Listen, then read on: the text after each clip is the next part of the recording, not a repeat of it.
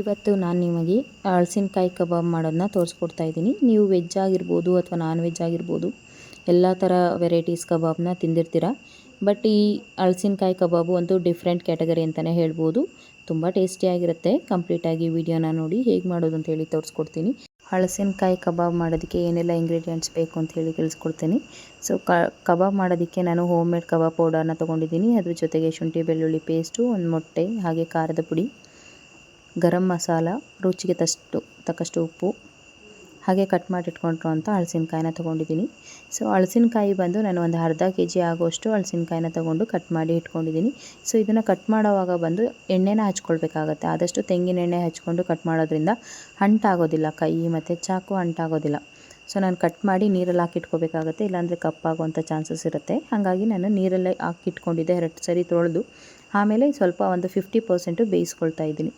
ಡೈರೆಕ್ಟಾಗಿ ಎಣ್ಣೆ ಹಾಕಿದ್ರೆ ಬೇಯೋವಂಥ ಚಾನ್ಸಸ್ ತುಂಬ ಕಡಿಮೆ ಇರುತ್ತೆ. ಹಾಗಾಗಿ ನಾನು ಮುಂಚೆನೇ ನೀರಿನಲ್ಲಿ ಇದನ್ನು ಬೇಯಿಸ್ಕೊತಾ ಇದ್ದೀನಿ. ಕಟ್ ಮಾಡಿರುವಂಥ ಹಲಸಿನಕಾಯಿ ಜೊತೆಗೆ ರುಚಿಗೆ ಎಷ್ಟು ಬೇಕೋ ಅಷ್ಟು ಉಪ್ಪು, ಸ್ವಲ್ಪ ಒಂದು ಅರ್ಧ ಚಿಟಿಕೆಯಷ್ಟು ಅರಿಶಿನ ಹಾಕ್ಕೊಂಡು ಬೇಯಿಸ್ಕೊತಾ ಇದ್ದೀನಿ. ಒಂದು 50%. ಒಂದು ಸೈಡು ಅದು ಬೇಯ್ತಾ ಇರಲಿ, ಮತ್ತೊಂದು ಕಡೆ ಮಸಾಲೆನ ರೆಡಿ ಮಾಡ್ಕೊಳ್ಳೋಣ.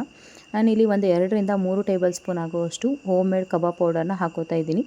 ಅದ್ರ ಜೊತೆಗೆ 1 ಸ್ಪೂನಷ್ಟು ರೆಡ್ ಚಿಲ್ಲಿ ಪೌಡರ್ನ ಹಾಕೋತಾ ಇದ್ದೀನಿ. ಸ್ವಲ್ಪ ನೀವು ರುಚಿ ನೋಡಿಕೊಂಡು ಹೆಚ್ಚು ಕಡಿಮೆ ಮಾಡ್ಕೋಬೋದು. ಅದ್ರ ಜೊತೆಗೆ 1 ಟೇಬಲ್ ಸ್ಪೂನ್ ಆಗುವಷ್ಟು ಅಕ್ಕಿ ಹಿಟ್ಟು, ಹಾಗೆ 1/4 ಟೇಬಲ್ ಸ್ಪೂನ್ ಆಗುವಷ್ಟು ಗರಂ ಮಸಾಲ ಹಾಕೋತಾ ಇದ್ದೀನಿ. ಅದ್ರ ಜೊತೆಗೆ ನೀವು ಗರಂ ಮಸಾಲ ಜೊತೆಗೆ ಶುಂಠಿ ಬೆಳ್ಳುಳ್ಳಿ ಪೇಸ್ಟ್ ಕೂಡ ಹಾಕೋಬೋದು. ನೀವು ಫ್ರೆಶ್ ಆಗಿ ಮನೆಯಲ್ಲಿ ಮಾಡಿ ಹಾಕೋಬೋದು, ಅಥವಾ ಕುಟ್ಟಿ ಹಾಕ್ಕೊಂಡ್ರೆ ಟೇಸ್ಟ್ ತುಂಬ ಚೆನ್ನಾಗಿರುತ್ತೆ. ಅದ್ರ ಜೊತೆಗೆ ರುಚಿಗೆ ಎಷ್ಟು ಬೇಕೋ ಅಷ್ಟು ಉಪ್ಪನ್ನು ನೋಡಿಕೊಂಡು ಹಾಕೋಬೇಕಾಗುತ್ತೆ. ನಾವು ಆಲ್ರೆಡಿ ಹಲಸಿನಕಾಯಿನ ಬೇಯಿಸೋದಕ್ಕೆ ಕೂಡ ಉಪ್ಪು ಹಾಕ್ಕೊಂಡಿರ್ತೀವಿ.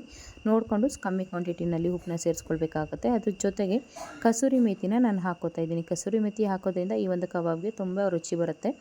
ಸೊ ಸ್ವಲ್ಪ ಪುಡಿ ಮಾಡಿ ಹಾಕೋತಾ ಇದ್ದೀನಿ. ಅದ್ರ ಜೊತೆಗೆ ನಾನು 1 ಮೊಟ್ಟೆನ ಸೇರಿಸ್ಕೊತಾ ಇದ್ದೀನಿ. ನೀವು ಮಾಡೋ ಕ್ವಾಂಟಿಟಿ ನೋಡಿಕೊಂಡು ಮೊಟ್ಟೆನ ಹೆಚ್ಚು ಕಮ್ಮಿ ಮಾಡ್ಕೋಬೋದು. ನಾನಿಲ್ಲಿ ಒಂದು ಅರ್ಧ kg ಆಗುವಷ್ಟು ಕಬಾಬ್ನ ಮಾಡ್ತಾಯಿದ್ದೀನಿ. ಹಾಗಾಗಿ 1 ಮೊಟ್ಟೆನ ಸೇರಿಸ್ಕೊಂಡು ನೀಟಾಗಿ ಮಿಕ್ಸ್ ಮಾಡ್ಕೊಳ್ಬೇಕಾಗತ್ತೆ. ಮೊದಲನೇ ಮೊಟ್ಟೆ ಹಾಕಿ ನೀಟಾಗಿ ಮಿಕ್ಸ್ ಮಾಡ್ಕೊಳ್ಬೇಕಾಗತ್ತೆ. ನಂತರ ನೀರು ಎಷ್ಟು ಬೇಕೋ ಅಷ್ಟು ಸೇರಿಸ್ಕೊಂಡು ಆದಷ್ಟು ಗಟ್ಟಿ ಪೇಸ್ಟ್ನ ರೆಡಿ ಮಾಡ್ಕೊಳ್ಬೇಕಾಗತ್ತೆ.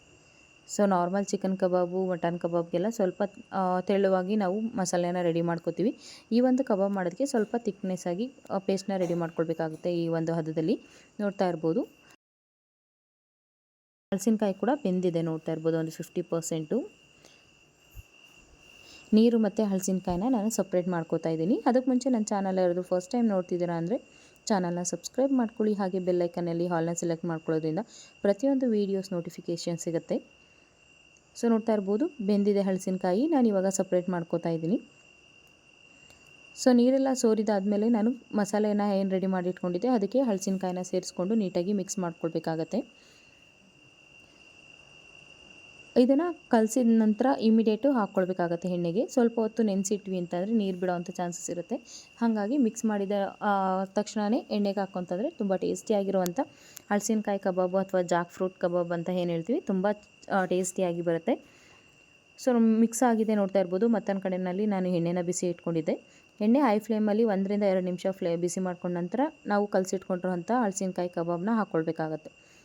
ಸೊ ಕಬಾಬ್ನ ಮಾಡುವಾಗ ಬಂದು ಲೋ ಟು ಮೀಡಿಯಮ್ ಫ್ಲೇಮಲ್ಲಿಟ್ಟು ಎಣ್ಣೆಗೆ ಹಾಕ್ಕೊಳ್ಬೇಕಾಗತ್ತೆ. ಹಾಗೆ ಒಂದು 5 ಮಿನಿಟ್ಸ್ ಬೇಯಿಸ್ಕೊಂತಂದರೆ ಬಿಸಿ ಬಿಸಿಯಾದ ಹಲಸಿನಕಾಯಿ ಕಬಾಬು ರೆಡಿ ಆಗುತ್ತೆ, ನೋಡ್ತಾ ಇರ್ಬೋದು. ಸೊ ತುಂಬ ಟೇಸ್ಟಿಯಾಗಿತ್ತು, ಹಾಗೆ ಸ್ಪೈಸಿಯಾಗಿ ಕೂಡ ಬಂದಿತ್ತು. ನೀವು ಒಮ್ಮೆ ಟ್ರೈ ಮಾಡಿ ನಿಮ್ಮ ಮನೆಯಲ್ಲಿ ಹೇಗೆ ಬಂತು ಅಂತ ನನಗೆ ಕಮೆಂಟ್ ಸೆಕ್ಷನಲ್ಲಿ ತಿಳಿಸೋದನ್ನು ಮರಿಬೇಡಿ.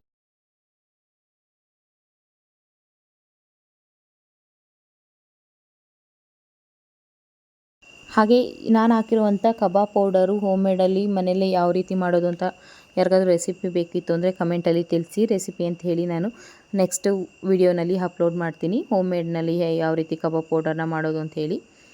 ಆದಷ್ಟು ಮಸಾಲೆನ ಮನೆಯಲ್ಲೇ ಮಾಡಿಕೊಂಡು ಹಾಕ್ಕೋಬೋದು, ಹೈಜಿನಿಕ್ ಆಗಿರುತ್ತೆ. ಸೊ ಇದನ್ನು ಮಿಕ್ಸ್ ಮಾಡ್ಕೊಳ್ತಾ ಒಂದು 5 ನಿಮಿಷ ಬೇಯಿಸ್ಕೊಳ್ಬೇಕಾಗತ್ತೆ. ನಾವು ಆಲ್ರೆಡಿ ನೀರಿನಲ್ಲಿ ಬೇಯಿಸ್ಕೊಂಡಿದ್ದೀವಿ ಒಂದು 50%. ಹಾಗಾಗಿ ಎಣ್ಣೆಯಲ್ಲಿ ತುಂಬ ಹೊತ್ತು ಬೇಯಿಸೋ ಅವಶ್ಯಕತೆ ಇರೋದಿಲ್ಲ. ಲೋ ಟು ಮೀಡಿಯಮ್ ಫ್ಲೇಮಲ್ಲಿ ಇಟ್ಕೊಂಡು ಮಗಚ್ತಾ ಒಂದು 5 ನಿಮಿಷ ಬೇಯಿಸ್ಕೊಂತಂದರೆ ಸೊ ಸೂಪರ್ ಟೇಸ್ಟಿಯಾಗಿರುವಂಥ ಹಲಸಿನಕಾಯಿ ಕಬಾಬು ರೆಡಿ ಆಗುತ್ತೆ, ನೋಡ್ತಾ ಇರ್ಬೋದು. ಕಲರ್ ಕೂಡ ತುಂಬ ಚೆನ್ನಾಗಿ ಬಂದಿದೆ. ಸೊ ನಾವು ರೆಡಿಮೇಡ್ ತಂದು ತಿನ್ನೋದಕ್ಕಿಂತ ಈ ರೀತಿ ಮನೆಯಲ್ಲೇ ಹೈಜೀನ್ ಆಗಿ ಮಾಡ್ಕೊಂಡು ತಿನ್ನೋದ್ರಿಂದ ತುಂಬ ಟೇಸ್ಟಿ ಇರುತ್ತೆ. ಹಾಗೆ ಆರೋಗ್ಯ ದೃಷ್ಟಿಯಿಂದ ಕೂಡ ತುಂಬ ಒಳ್ಳೆಯದಾಗುತ್ತೆ, ನೋಡ್ತಾ ಇರ್ಬೋದು. ಅದು ಬೆಂದಿದೆ ಹಲಸಿನಕಾಯಿ ಕಬಾಬು. ಈ ರೀತಿ ನೊರೆ ಕಮ್ಮಿ ಆಯಿತು ಅಂದರೆ ಸೊ ಈ ಒಂದು ಕಬಾಬ್ ರೆಸಿಪಿ ರೆಡಿಯಾಗಿದೆ ಅಂತಲೇ ಅರ್ಥ. ನೋಡ್ತಾ ಇರ್ಬೋದು. ನಾನು ಇವಾಗ ಸರ್ವ್ ಮಾಡ್ಕೊತಾ ಇದ್ದೀನಿ.